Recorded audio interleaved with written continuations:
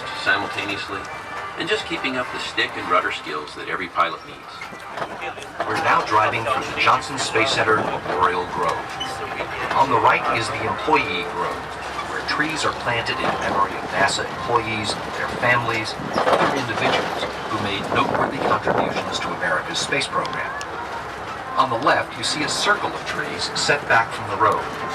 This modest stand of oaks is the Astronaut Memorial Grove, established for the 10th anniversary of the January 28, 1986 loss of the Space Shuttle Challenger and its crew. Another group of 7 oaks was added after the deaths of the crew of Space Shuttle Columbia on February 1st, 2003. We'll pause here for a moment. 3 days after the loss of Columbia, President George W. Bush came to JSC and spoke these words. To leave behind Earth and air and gravity is an ancient dream of humanity. For these 7, it was a dream fulfilled. Each of these astronauts had the daring and discipline required of their calling. Each of them knew that great endeavors are inseparable from great risks, and each of them accepted those risks willingly, even joyfully, in the cause of discovery. America's space program will go on. This cause of exploration and discovery is not an option we choose. It is a desire written in the human heart. We are that part of creation which seeks to understand all creation. We find the best among us, send them forth into unmapped darkness, and pray they will return. They go in peace for all mankind, and all mankind is in their debt. Spaceflight is neither safe nor easy. And while we grieve at the death of an astronaut, that doesn't stop us from exploring space. For many of us, that loss strengthens our resolve and makes our work here ever more important. As we move into the future, we will remember the crews of Columbia, Challenger, and Apollo 1, and all the talented men and women who dedicated their lives to America's space program. Curiosity is the essence of human existence. Apollo astronaut Gene Cernan, the last man to walk on the moon. All Apollo did was crack the door open for future generations alone. Was there life on Mars? What does the future hold for us all? I don't know what's way, way out there, but someday, someone will come back and tell us. Our next stop is Rocket Park, where we'll go inside the building and see the legendary Saturn V, the rocket that took astronauts to the moon. Ladies and gentlemen, welcome to Rocket Park. This is the self-guided portion of your tour, and you can stay here as long as you like. Once you wish to return back to Space Center Houston, simply wait under the covered area up ahead, and another tram will come and get you. You may take any available tram back to Space Center Houston. Please wait until we have come to a complete stop before exiting. Once we have, you may exit to the left-hand side of the tram, and the left side only. Thank you guys, and have a nice day. Make sure you have all your personal belongings, because you might not take this tram back. Once again, please.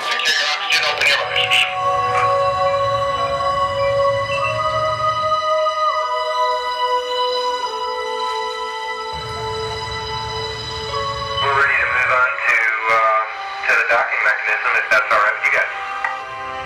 You have a go for docking training session. Okay, it works, thanks.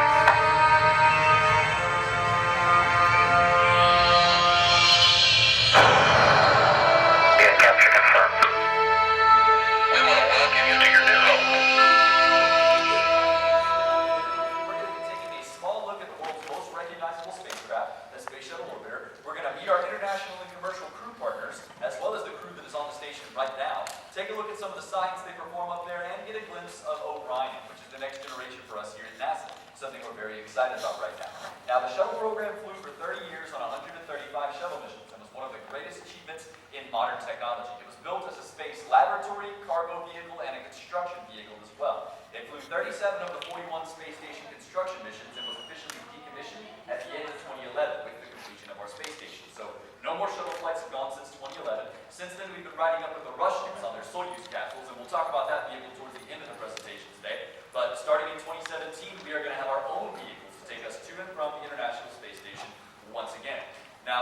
training shuttles are in several locations across the United States, as you can see right here. Unfortunately, Houston was not selected to receive an actual shuttle, but we did receive a shuttle trainer from the Kennedy Space Center, which you saw out in the parking lot today, sitting on top of the 747.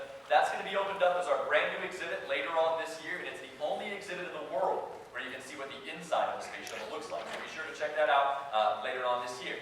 Now, these two vehicles that you see, these are what's replacing our space shuttle. And what's unique about them is that either one of them, for the very first time ever, was commercial spaceflight companies. We had a contest between all of them that said, you build us a rocket, give us your ideas, and we're going to choose two of you to become our new rides to and from the ISS. We officially chose Boeing and SpaceX as the two, and this is the reason why. Boeing gave us a CST-100 max capacity of 7 people on the inside, just like our space shuttles did, and in the center, those are the rockets they're launching on. Boeing has the Delta IV heavy launch vehicle, and then SpaceX over here has the Falcon 9 rocket. So starting 2017, this is what we're going to have to and from. Really, really exciting time right now.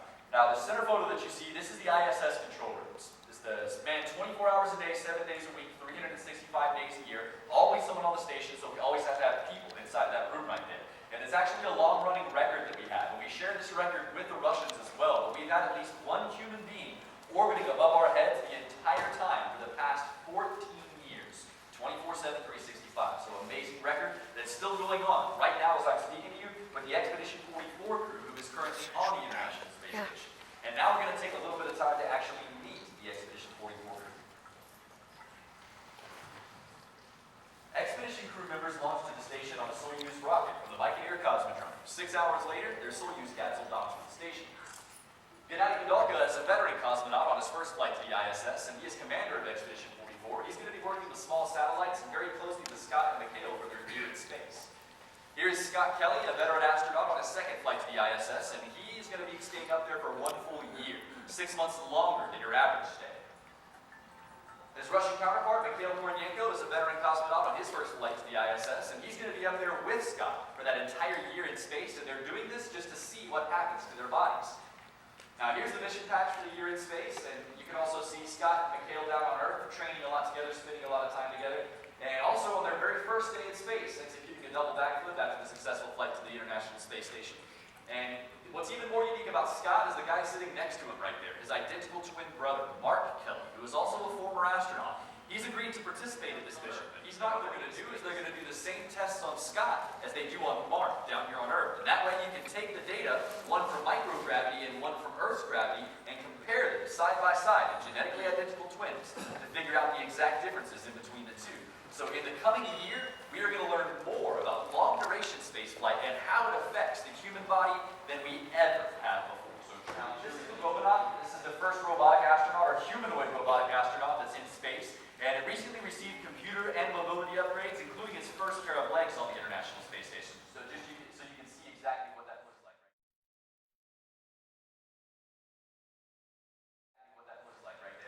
Now let's move on and talk a little bit about the science that's performed on the station, and I have a short video to accompany that as well. A big job for science on the station is building the capability to send people beyond low Earth orbit. Longer missions that are farther away from Earth present new challenges, and mission planners need to understand how humans and how hardware can handle those challenges. For example, crew members are subjects of research designed to discover more precisely and in what ways the space environment affects the human body.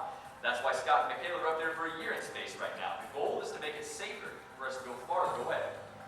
Robonaut 2, once again the first humanoid robot in space, really excited about that, going to be helping out the astronauts on the outside of the station itself. And there you can see Scott Kelly on one of his former flights to the ISS, giving a little bit of exercise on the treadmill just there.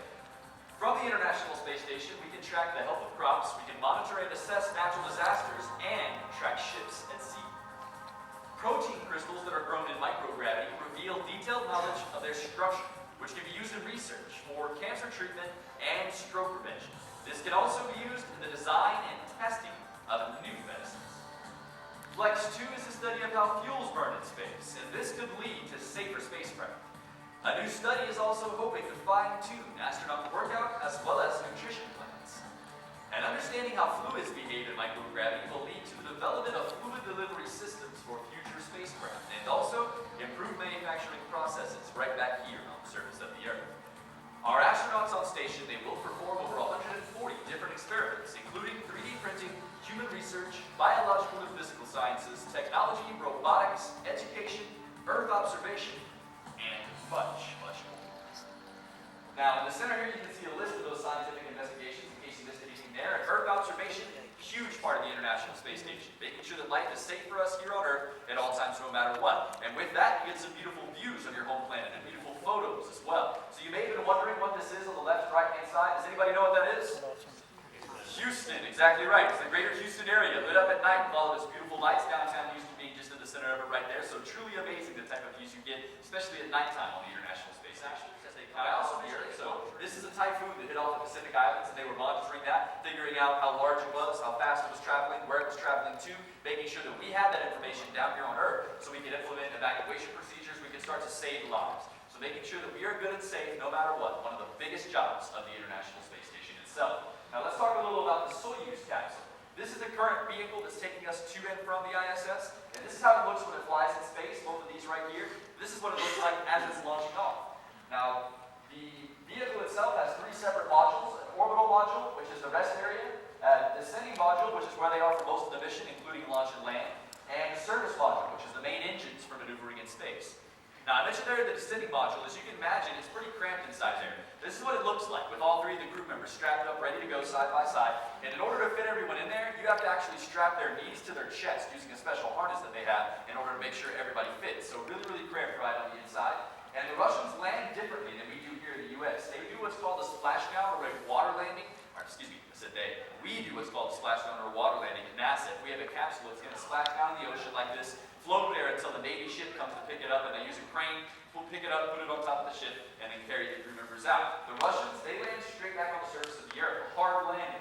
So it looks very similar, number 1 through 5, and then number 6 right here is where it gets different. Right before it hits the Earth, retrofire rockets are going to fire. They're going to push it. That's not a bad explosion. That's not something going wrong or a crash landing. That's exactly how it's supposed to look, and that helps cushion your landing even more.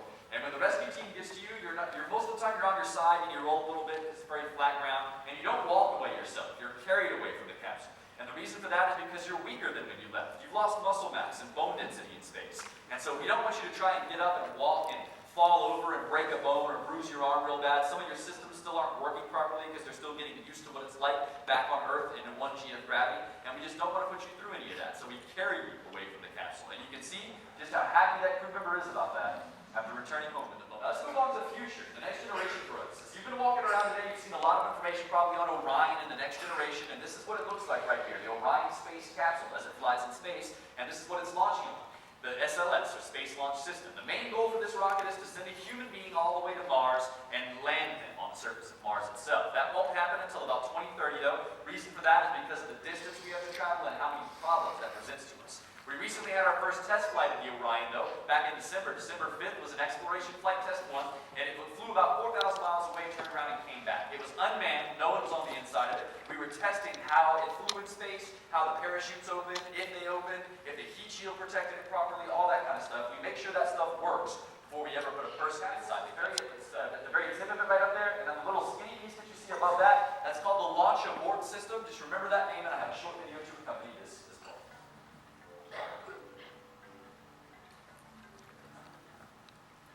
Orion is the most advanced spacecraft ever built, with improvements in electrical power, rocket engines, navigation, communication, as well as life support. Orion's all-new Launch Abort System has already flown. It performed flawlessly in a test flight high above the New Mexico desert. This all-new escape system will be able to pull the crew safely away from an accident during the launch. Because of the extreme distances traveled on long-duration missions, Orion has been outfitted with a brand new communication and tracking system so it can keep in touch with Earth as it gets farther and farther away from our home planet. Our return from deep space means that Orion will be traveling at much higher speeds than a return from Earth orbit, resulting in much higher temperatures. As Orion and its crew return to Earth, they will be protected by the largest and most advanced heat shield ever developed.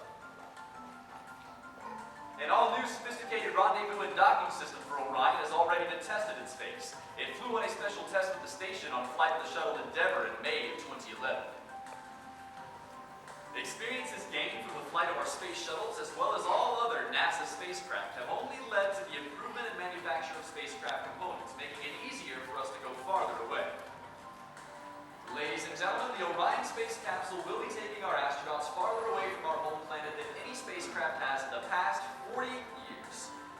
truly is the next big step. Well, ladies and gentlemen, I certainly do hope that you've enjoyed this presentation here today. If you have any questions at all, you can feel free to come up to the edge of the stage and ask. I'd be more than happy to answer those for you. On the edge of the stage here, we have little information pamphlets that have all the major NASA keywords that we use in case you want to look up any more information when you get home. You're going to exit out the right-hand side over here, and other than that, thank you for your time and attention. Have a great rest of the night.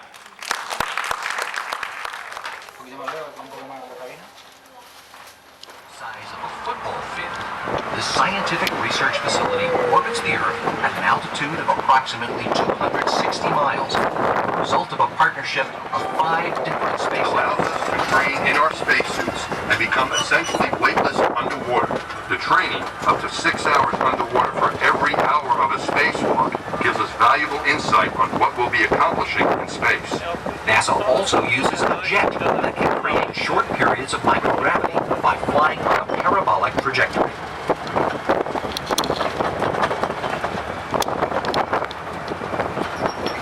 To your right is the Mission Simulator and Training Facility. NASA astronauts since the Gemini program is trained. Today, it houses high-fidelity simulators of different modules of the International Space Station, which are used to help prepare astronauts to live and work in weightlessness, including how to perform science experiments in the station's laboratories. That training can be part of a standalone session here in the building, or the simulators can be tied into the Neutral Buoyancy Laboratory and Mission Control Center here at JSC, hooked in with the Payload Operations Integration Center in Huntsville, Alabama, or they can be tied into the Mission Control Centers of NASA's International Space Station partner nations in Russia and in Japan. Just north of here is Ellington Airport, a City of Houston-owned airfield with a commercial, military, and NASA presence. Ellington Airport is the heart of Johnson Space Center's flying operations. Functional at Ellington is the training of astronauts for spaceflight. The field is also a base for administrative, cargo transport, and high-altitude aircraft. Many types of NASA aircraft have hangars. The Flight Instruction Group stationed at Ellington Airport also manages a T-38 simulator, which is housed in the Mission Simulator and Training Facility. It is used to train astronauts in the operation of the T-38 training aircraft. You might have seen those planes flying overhead already today. The T-38s are used by all astronauts to help them become adjusted to communicating quickly and making decisions in a high-speed environment. Like other shuttle commanders and pilots, Captain Chris Ferguson commanded NASA's final shuttle mission, STS-135, kept sharp by flying the T